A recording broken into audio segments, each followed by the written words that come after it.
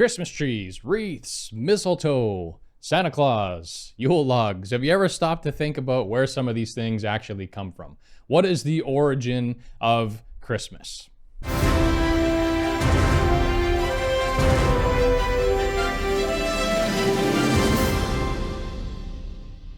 like to read a quote here. This is from Hans Hildebrand in the article entitled Christmas on the Encyclopedia Britannica. This is from October 25th of this year, 2022.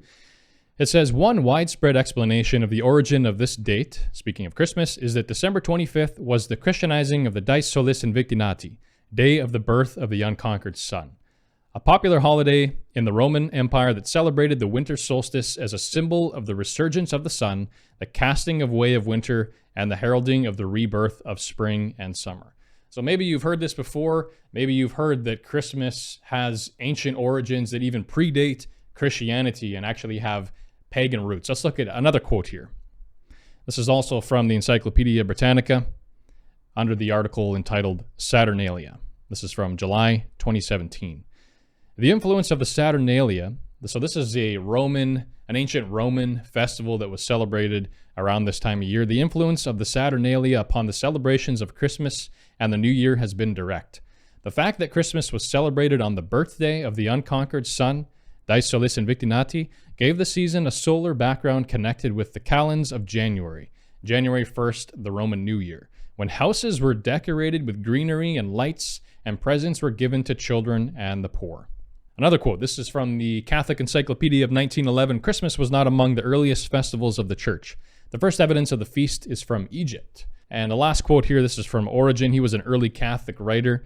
And this is a quote from him. He admitted that in the scriptures, quote unquote, no one is recorded to have kept a feast or held a great banquet on his birthday.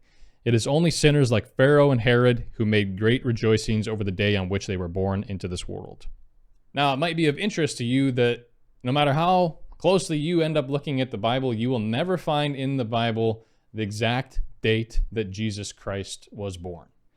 Now, don't you think that if God actually thought it was important that we celebrated the birth of Jesus Christ, that he would make it abundantly clear in his holy scriptures what day he was actually born on? And maybe you've heard this before, but you can do an internet search and you can do some research on how the Bible talks about how Christ was very likely actually born in the fall and not in December of the year. And it's just interesting, again, that we have these connections, all these different traditions are tied in with this festival of Saturnalia, or as we said here as well, the birthday of the unconquered sun, Dies Solis Invicti Nati. So I encourage you to do some research and look very closely at what the origins of this holiday are, because you simply will not find it in the Bible. The Bible does not support the celebration of this holiday. Again, nowhere in the Bible has God made clear to us when Christ was actually born.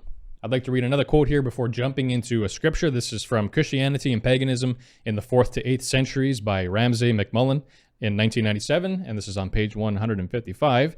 It says, it was a custom of the pagans to celebrate on the same 25th December the birthday of the sun, at which they kindled lights in token of the festivity. In these solemnities and revelries, the Christians also took part. So we can see here that there were individuals that claim to be Christians and were following the way of life that Christ espoused in the Bible, presumably.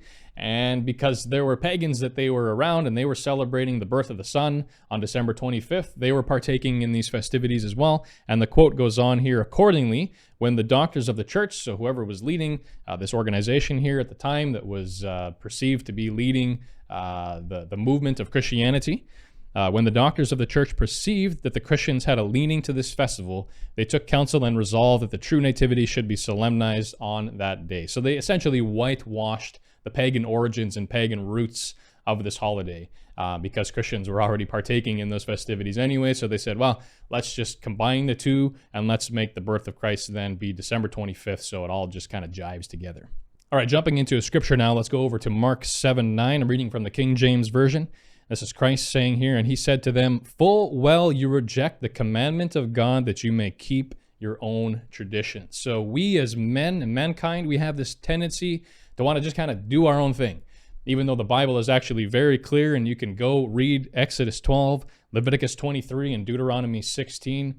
God actually lays out in the Bible what his holidays are.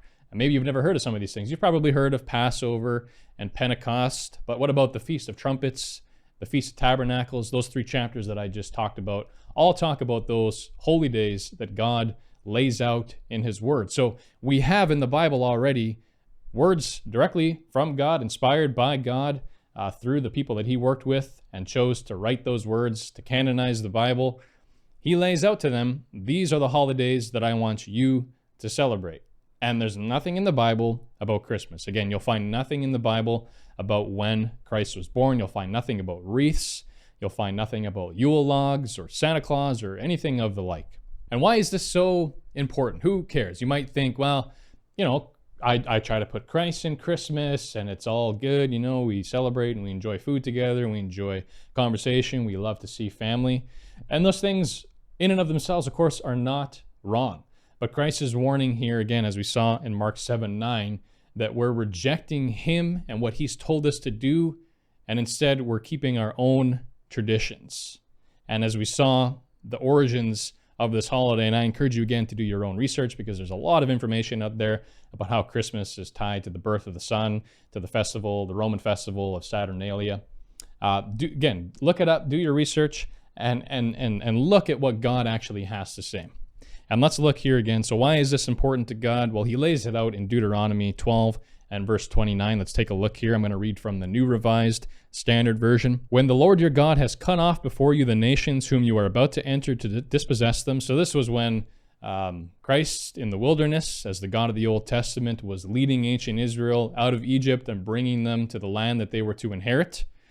It says that when the Lord your God has cut off before you the nations whom you are about to enter to dispossess them, when you have dispossessed them and live in their land, take care that you are not snared into imitating them. So here God is laying out that it's very important to him that he has laid out what he expects for us in his holy word, in the Bible, in the scriptures, and we're not supposed to adopt the customs of the other people around us who are doing things that are contrary or different from what God lays out in his word. Take care that you are not snared into imitating them. After they have destroyed before you, do not inquire concerning their gods, saying, how did these nations serve their gods? I also want to do the same. You must not do the same for the Lord your God, because every abhorrent thing that the Lord hates, they have done for their gods. They would even burn their sons and their daughters in the fire to their gods. So it got really bad in the past. Maybe you've heard these stories before, but child sacrifices to the gods that the pagans worshipped. And of course, ancient Israel got into that as well, and they adopted those customs, even going so far as to sacrifice their children in the fire. So it can go far. And again, I know you're thinking, well, again, Christmas, I'm spending time with family and we're just eating food and we're having a good time. God, again, is very specific. He wants us to keep his holy days. And I'll just tell you, those days are fun when you get to learn about them. The Feast of Tabernacles in particular is a 7-day event. And then there's the 8th day that the Bible speaks about as well. It's a wonderful time. You save up all year and you go with your family and you get to meet other people and just, relax and have a great time, usually in a beautiful setting. And it's 8 days long and it's a lot of fun. So I think when you get to learn some of these things, you'll see that maybe you don't actually miss Christmas and Valentine's and Easter and all these kinds of different things. So God has his holy days that he lays out in his Bible. Continuing here now, 32, the key verse, you must diligently observe everything that I command you. Do not add to it or take anything from it. So I've often said this before, God is a very specific God. If you pick up the Bible and you look at how thick that book is, there's a lot of information in there.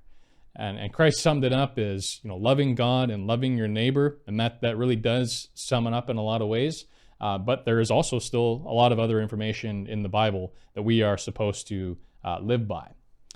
So again, I encourage you to dig in and to do your own research and to take a look at some of these things here and realize that God has laid out here for us that we are not supposed to add anything to his word or take anything away from it. The Proverbs talks about how there's a way that seems right to man, but the ways thereof are the ways of death. So we can't lean on our own understanding. It's so easy to just say, well, I think it should be this way, or I think it should be that way, or, my heart tells me to do this, or I feel comfortable doing that.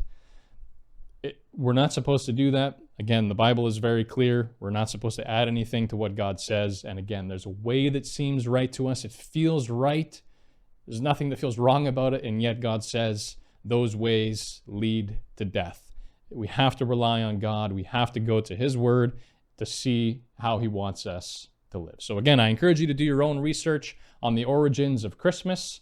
Just something to think about during this time, today being December 24th.